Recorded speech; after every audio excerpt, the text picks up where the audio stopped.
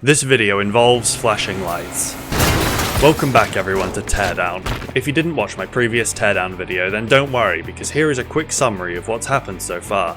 Basically, I own a demolition company that wasn't doing very well financially, so I started taking any job that I was offered. This wasn't a good idea. This job has led me to borrowing computers, employee login devices, and some cars. It has also led me to destroying a cabin. I'm sure that's as bad as it gets though.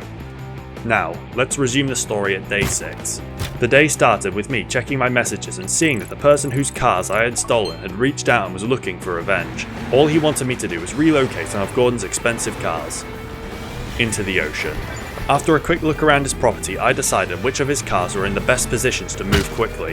I also came up with an amazing idea. Most of the cars have alarms attached to them, but this one in the workshop doesn't. This means I can move it into the ocean without beginning the countdown until the police arrive.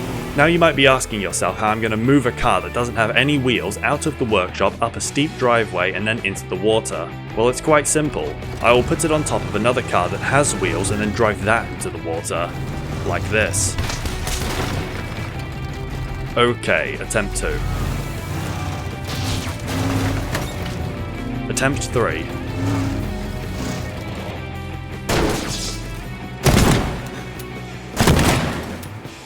Okay, so now I just need to get it into the ocean and...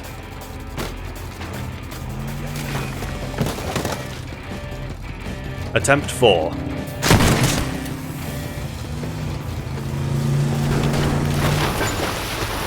So now that I had finished part of the objective already, the rest of the mission wasn't that difficult. I even managed to relocate one more car than necessary.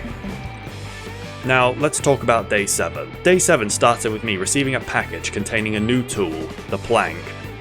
The plank lets me create ramps and more easily move heavy objects. I also received a message with another job.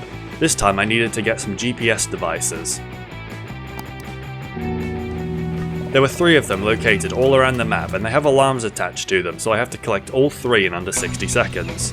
I also decided it would be fun if I tried to collect some of the bonus objectives. I started to line up the vehicles and clear the path of objects so I could easily collect all the needed devices. But this route was too slow. My second route involved clearing even more space on the route and starting in a different position. This route was also too slow. I changed my start position again for the 3rd attempt and it didn't go very well. My 4th attempt also involved changing my start position, but this time I nearly made it. In the end I decided to take the same route as the 4th attempt, but without trying to get the bonus objective.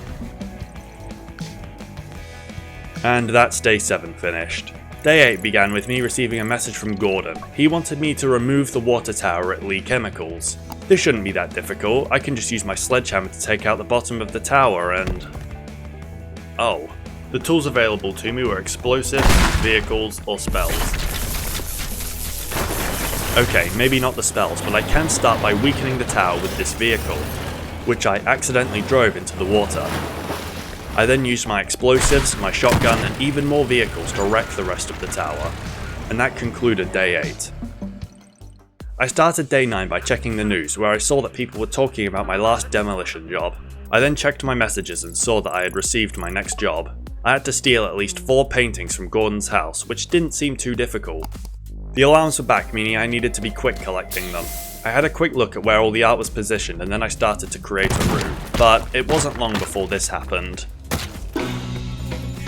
I tried to get all the required art pieces, but due to the fact I was unprepared, I failed. For attempt 2 I made sure not to accidentally set off the alarm and make my route as easy as possible to navigate.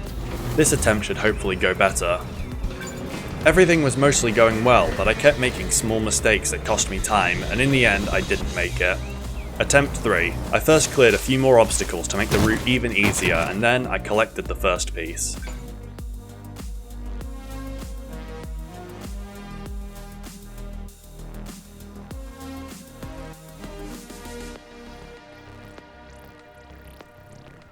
So when I checked the TV on day 10, there was a weather report warning people about a huge storm. I'm sure this will have no effect on the next mission. Anyway, my job is to get back Gordon's paintings, which are hidden around the map. This shouldn't be too difficult.